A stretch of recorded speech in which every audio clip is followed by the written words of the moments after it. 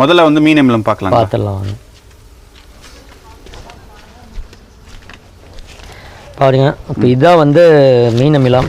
அதாவது முன்னத்த மீன் அமிலம் பார்த்தீங்கன்னா உங்களுக்கு 1 கிலோவுக்கு 1 கிலோ போடணும், 40 நாள் ஆகும் தயாராகிறதுக்கு.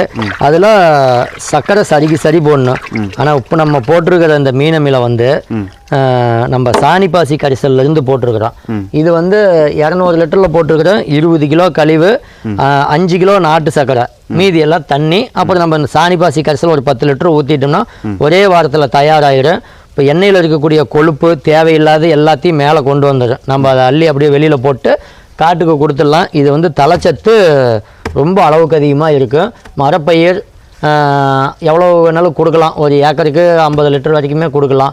காய்கறி பயிர், பூக்கள், அதுக்கெல்லாம் அந்த செடியுடைய தன்மை, கருப்புத்தன்மை எவ்வளோ இருக்கோ, வெளுக்குதுன்னு தெரிஞ்சுன்னா ஒரு ஏக்கருக்கு ஒரு 10 லிட்டர் வரைக்கும் கொடுக்கலாம். இல்லை செடி கருகருன்னு இருக்குதுன்னா 2 லிட்டர் கொடுத்தா போதும். இது மீன் அமிலம் ப்ளஸ் நுண்ணுயிரி. நம்ம சாணியில் இருக்கக்கூடிய அனைத்து நுண்ணுயிரியும் இதில் இருக்கும். அப்படிங்கிற நமக்கு பெனிஃபிட் பஞ்சகாவியா, ஜீவாமிர்தம் இந்த மாதிரி செய்யணும்ல. அந்த மாதிரி செய்கிறதுக்கு பதிலாக மாட்டு மாடு இல்லை, என்னால் செய்ய முடியல அப்படிங்கிறவங்க நம்ம இந்த சாணிப்பாசி கரைசல் எடுத்து நம்ம பயன்படுத்திக்கலாம். நுண்ணுயிரி பெருக்கம் அதிகமாக இருக்கும். இதில் செலவில்லாமல் நுண்ணுயிரி பெருக்கம் பெருக்கிக்கலாம். மீன் அமிலத்தில் பண்ணிக்கலாங்க. மீன் அமிலத்துலேயும் பண்ணிக்கலாம், புண்ணாக்கு கரைசல்லையும் பண்ணிக்கலாம். எல்லாத்துலேயுமே இந்த சாணிப்பாசி கரைசலை போட்டு நம்ம பண்ணிக்கலாம். சரிங்கண்ணா, நான் மீன் அமிலம் வந்து தயாரிக்கும் பொழுது பார்த்தீங்கன்னா அப்படியே சிரப் மாதிரி இருக்கும். சக்கரை அதிகமாக இருக்கும். அதே மாதிரி இருக்கும்போது என்ன மாதிரி கன்சிஸ்டன்சி இருக்கும். இது எப்படி வருங்கண்ணா? இது உங்களுக்கு தண்ணியாட்டு தான் வரும். நமக்கு அதே மாதிரி கருப்பாக வேணும்னா நம்மளும் சக்கரை கூட போடணும். ஆனால் கூட போட்டால் என்ன ஸ்ட்ரென்த் இருக்கோ நான் போட்டு கொடுத்து பார்த்துட்டேன். 5 கிலோ போடையிலே நமக்கு அதே சத்து கிடைக்கிது. முன்னையெல்லாம் பார்த்தீங்கன்னா தீவன புல்லுக்கு வந்து யூரியா தான் எல்லோரும் போடுவாங்க, டிஏபி போடுவாங்க. இப்போ நான் வந்து கெமிக்கலில் பண்ணையில் அதான் போட்டுக்கிட்டு இருந்தேன். இயற்கைக்கு வந்தப்போ புண்ணாக்கு கரைசல், கோழி குப்பை அதிகமாக கொடுப்பேன். ஏன்னா அதில் கருகருப்பு கிடைக்குன்ட்டு. இப்போ வந்து நான் எல்லாத்தையுமே புண்ணாக்கு கரைசலும் நிறுத்திட்டேன், கோழி குப்பையும் அதிகமாக கொடுக்கறதில்ல. இதை வந்து அங்கே பில்லுக்காரங்க நம்ம மாட்டுக்கு தீவன பில்லுக்காக வச்சுருக்கோம். தொட்டி மேலே வச்சுருக்கோம். தண்ணி உழுவுற இடத்துலையே அதை நீக்கி விட்டோம்னா வரும். இப்போ அந்த இடத்துக்கு பாருங்கள் எவ்வளோ கருகருன்னு நல்லா தெளிவாக வருது. அப்படிங்கிறத நம்ம நேரடியாகவே பார்த்துக்கலாம். செலவும் குறைவு, வேலையும் ஈஸி, சீக்கிரமாக கிடைச்சிருது. ஒரே வாரத்தில் எடுத்து விட்டுறலாம். அது 40 நாள் 50 நாள் பார்த்துக்கிட்டு இருக்கணும். இது ஒரே வாரத்தில் அதை விட நமக்கு அனைத்துமே மக்கி போயிடும். இதில் எலும்பு கிளும்பு நரம்பு எதுவுமே இருக்காது. ஆனால் நம்ம நாட்டு சர்க்கரையில் போடுறது பார்த்திங்கன்னா உங்களுக்கு 50% தான் இதாக, 50% அப்படியே தான் இருக்கும். இதில் எல்லாமே வந்துடும். செதிலுக்கு இதில் எல்லாமே உங்களுக்கு வெளியில் வந்துடும். அதில் உள்ள சத்து பூரா. ஏன்னா ஜெதிலாம் ஜிங்க் சத்து அதிகமாக இருக்குது. நம்மளுடைய செடிக்கு வந்து நோய் எதிர்ப்பு சக்தி அதிகமாக கொடுக்குறதே ஜிங்க் சல்ஃபேட்டு தான். இதை கொடுக்க முடியும் நமக்கு செடி நல்லா நோய் எதிர்ப்பு சக்தியாக இருக்குது. நம்மளோட அனுபவத்தில் நான் சொல்கிறேன் இதை வந்து. சரிங்கண்ணா, இப்போ வந்து 20 கிலோ மீன் வேஸ்ட்டு, அதுக்கப்புறம் சர்க்கரை 5 கிலோ, அதுக்கப்புறம் வந்து சாணிப்பால். ஓகே, இதுக்கு அடுத்தது முடிச்சுட்டு 7 நாள் நமக்கு வந்து ரெடி ஆகிடுங்களா? ரெடி ஆகிடும். இதை வந்து கவர் பண்ணி வைக்கணுங்களா? மீன் அமிலம்னா ஃபுல்லாக கவர் பண்ணி வைக்க சொல்லுவாங்க. இது நம்ம கவர் பண்ண தேவையில்லை, வெயிலில் தான் வைக்கணும். அதனால தான் இதுக்கு பேர் வந்து மொட்டை மாடி மீன் அமிலம்னு வச்சுருக்கோம். மொட்டையான இடத்துல தான் இருக்கணும். சரிங்கண்ணா, வெயிலில் இருக்கக்கூடிய பாக்டீரியாக்களும் இதில் எக்ஸ்ட்ரா சேர்ந்து வளரும், சத்து அதிகமாக கிடைக்கும்.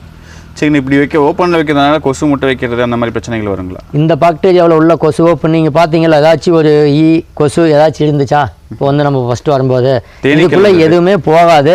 போனாலும் அதனால் இனப்பெருக்கம் செய்ய முடியாது. இதில் உளுந்துன்னா அது செத்துடும்.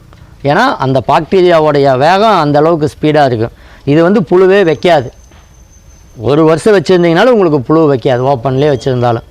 அப்போ அந்த அளவுக்கு எஃபெக்ட் இருக்குங்காட்டி தானே புழு வைக்காமல் இருக்குது. இது பாருங்கள், இது போட்டு கிட்டத்தட்ட இந்த இடமெல்லாம் பாருங்கள் 6 மாதத்துக்கு மேலேயே ஆயிடுச்சு.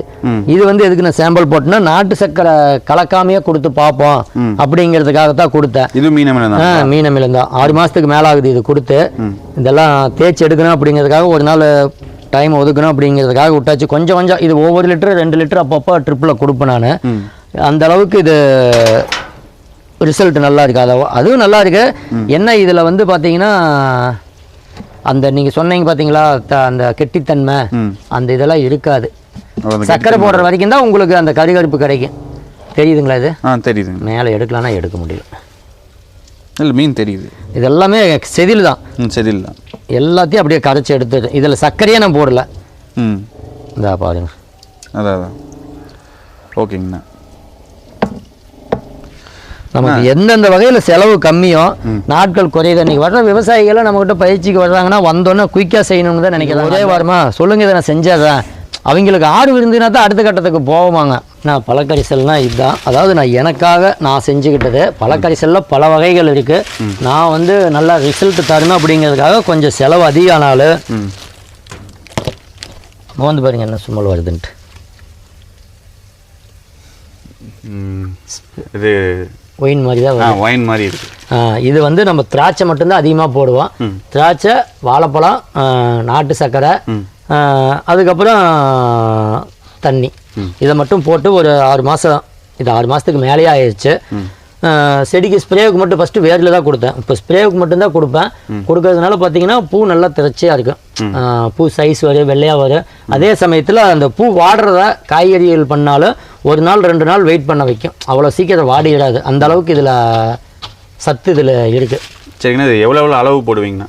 அளவு பார்த்தீங்கன்னா நான் போட்டது வந்து 30 கிலோ நாட்டு சர்க்கரை, திராட்சை வந்து 50 கிலோ, மீதி தண்ணி வந்து 100 லிட்டரு. மற்ற பழங்களும் போடலாங்களா? என்னென்ன பழங்கள்? வாழைப்பழம் ஒரு 20 கிலோ போட்டேன். மற்ற பழங்கள் நான் போடலை. வாழைப்பழம் தோலோடு அப்படியே போட்டு பிணைஞ்சு உள்ளே போட்டாச்சு. திராட்சை பழமும் அப்படியே போட்டு நசுக்கி விட்டு உள்ளே போட்டாச்சு. நாட்டு சர்க்கரை 30 கிலோ ஒரு சிப்பம் அப்படியே உள்ளே கொட்டி கலக்கி விட்டாச்சு. அப்படியே இந்த 200 லிட்டர் பேரில் கொஞ்சம் கம்மியாக வச்சு தண்ணி வச்சு இந்த அளவுக்கு வச்சு அப்படியே நம்ம ஊற்றி போட்டாச்சு. சரிங்கண்ணா. வேர் வழியாக குடிக்கலே நல்லாயிருக்கு. அதிகம் இப்போ வேர் வழியாக இப்போ கொடுக்கறதில்ல. ஏன்னா மீண்டும் மீண்டும் செய்யணும். வேரில் தான் நம்ம சாணி நிறையா கொடுக்கறதுனால இதை வந்து ஸ்ப்ரேவுக்கு மட்டும் நான் அப்பப்போ நான் எடுத்து பயன்படுத்திக்குவேன். சரி, ஒளிச்சேர்க்கை நல்லா நடக்கும். ஒளிச்சேர்க்கை அருமையாக நடக்கும். எத்தனை நாள் வச்சுருக்கணுங்கண்ணா? இது மாதிரி இது எவ்வளோ நாள் வேணாலும் வச்சுக்கலாம், கிடையாது. இப்போ நான் போட்டு இப்போ 6 மாதத்துக்கு மேலே ஆயிடுச்சு. சரிங்க. இப்போ இது வந்து ரெடி பண்ணோன்னா ஃபுல்லாக கவர் பண்ணி வச்சுக்கணும். இது கவர் பண்ணி வச்சுக்கணும். இதுக்குள்ளே வேறு பொருள் வேறு ஏதாவது எக்ஸ்ட்ரா சேர்ந்ததுன்னா புழு வைக்கும், கண்டிப்பாக வைக்கும். சரிங்கண்ணா. என்ன திராட்சை பயன்படுத்தலாம்? கருப்பு திராட்சை மட்டும்தான் பயன்படுத்தணும். கருப்பு திராட்சை மட்டும்தான். அதில் ஆல்கஹால் இருக்குது. அதனால் அது கொஞ்சம் செடிக்கு வந்து நல்ல பூஸ்டர்.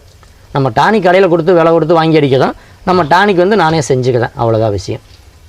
சரிங்கண்ணா. இது செடிக்கு அடிக்கும் பொழுது எவ்வளோ அளவு வச்சு அடிப்பீங்கண்ணா? சின்ன செடிக்கு எவ்வளோ அடிப்பீங்க, பெரிய செடிகளுக்கு எப்படி அடிப்பீங்க? அப்படி இல்லைண்ணா, அதாவது நம்மளுக்கு எல்லாம் ஒரே மாதிரி செடி தான் கவாத்து பண்ணி விட்டதுனால இது வந்து நான் ஃபஸ்ட் டைம் போடையில் 10 லிட்டருக்கு 1/4 லிட்டர் கொடுத்துக்கிட்டு இருந்தேன். 200 மில்லி 250 மில்லி கொடுத்தேன். இப்போ பார்த்தீங்கன்னா 10 லிட்டருக்கு 50 ml தான் கொடுக்குறேன். ஏன்னா அந்த அளவுக்கு இது விளைஞ்சிருச்சு, நல்லா ஃபெர்மெண்டேஷன் ஆயிடுச்சு. அதனால் 10 லிட்டருக்கு 50 மில்லி கலந்துக்குவேன் தேவைப்பட்டால்.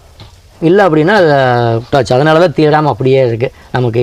அதாவது இயற்கை விவசாயத்தை பொறுத்த வரைக்கும் நாளை எழுதி வச்சு இத்தனாம் தேதி இதை கொடுக்கணும் அப்படின்னு நினச்சோம்னா ஜெயிக்க முடியாது. நம்ம பயிருக்கு என்ன பிரச்சனை, நான் இன்றைக்கி மருந்து அடிக்கலான்னு போவேன், எது இருக்காது, நாளைக்கு அடிச்சுக்குவேன். நாளைக்கு அடிக்கலான்னு நினைப்பேன், லைட்டாக எங்கேயாவது கொசு பறகு, உடனே இன்றைக்கி அடிப்பேன். செடி என்ன கண்டிஷனில் இருக்குது அப்படிங்கிறது நமக்கு போவையிலே தெரியும். உடனே அதுக்கு தகுந்த வேலையை நம்ம ஏற்பாடு செய்யணும். நம்ம ஆளுங்க எல்லாம் டைம் டேபிள் போட்டு தான் பண்ணுறாங்க. அப்படி பண்ணுறது வந்து கண்டிப்பாக நமக்கு சாதகமாக அமையாது. சரிங்கண்ணா. அந்த மீன் அமையல்னு சொன்னீங்களா முன்னாடி, மொட்டைமாடி மீன் சொன்னீங்களா, அது வந்து எத்தனை நாளைக்கு வச்சுருக்கலாம்? அதெல்லாம் உங்களுக்கு எவ்வளோ நாள் வேணாலும் வச்சுருக்கலாம். 1 வருஷம் வேணாலும் நீங்கள் வச்சுருக்கலாம். நம்ம நாட்டு சர்க்கரையில் போடுறோமில்ல, அதுவே இப்போ நான் 6 மாதமாக நான் வச்சுருக்கேன், நல்லா தான் இருக்குது. நாளாகத்தான் அதனுடைய வேல்யூ நல்லா இருக்குது. அதை கெடாமல் பார்த்துக்கணும். கெடாமல் பார்த்துக்கணும்னா மக்கள் என்ன நினைப்பாங்கன்னா, அது ஏதாவது அதை பண்ணு இதை பண்ண ஒன்றும் கிடையாது. ஒரு 10 நாளைக்கு அல்லது 15 நாளைக்கு ஒருக்கா கலக்கி விட்டாங்கன்னா போதும், அது புழு வைக்காது. கலக்கி விடாமல் விடுறதுனால தான் அது புழு வச்சிருது. அது மாதிரி கலக்கி விட்டு வச்சுக்கிறப்ப எவ்வளோ நாள் வேணாலும் வச்சுருக்கலாம். வச்சுருக்கிற வரைக்கும் அதனுடைய வேல்யூ அதிகம் தான் ஆகும், கிட்டெல்லாம் போகாது. அப்படியே புழு வச்சுட்டாலும் நம்ம மக்கள் புழு வச்சுன்னு எடுத்துக்கொண்டே கீழே கொட்டிடுறாங்க. அந்த புழு ஏன் வைக்கிதுன்னு யாரும் யோசிக்கிறது இல்லை. அதாவது இயற்கையோட நீதி என்னன்னு பார்த்தீங்கன்னா, ஒரு புழு அங்கே உற்பத்தி ஆகுது அப்படின்னா அங்கே தேவையில்லாத ஒரு பொருள் இருக்குது, அதை மக்க வைக்கணும் அப்படிங்கிறதுக்காகத்தான் வருது. புழு வர்றது நல்லது தான். அது வந்து மக்க வைக்கத்தான் வருது. நம்ம மக்க வைக்கிறத விட புழு வந்துன்னா சீக்கிரமாக மக்கிடும். அதுக்காகத்தான் புழு வருது. புழு வந்துடுச்சு அப்படின்னா அதை எடுத்து கொட்ட வேண்டிய அவசியம் இல்லை. 4 நாளைக்கு தொடர்ந்து கலக்கி விட்டு அந்த புழு உள்ளே இறந்துடும். அதனால் கலக்கி விட்டுக்கிட்டாங்கன்னா விவசாயிகள் சிறப்பாக இருப்பாங்க. கஷ்டப்பட்டு எங்கிட்டே நிறைய பேர் சொல்லியிருக்காங்க, புழு வச்சிருச்சு நான் எடுத்து கொட்டிட்டேன் அப்படின்னு. கொட்டணுங்கிறதே கிடையாது. புழுவுங்கிறது வந்து நல்ல விஷயந்தான், கெட்ட விஷயமே கிடையாது. நம்மளுடைய மைண்டில் வந்து ஆரம்ப காலத்திலே புழுவுனா கெடுதல்னு சொல்லி பண்ணிவிட்டாங்க. அதனால் மக்கள் கொஞ்சம் அதுலேருந்து நான் மீண்டு வரல.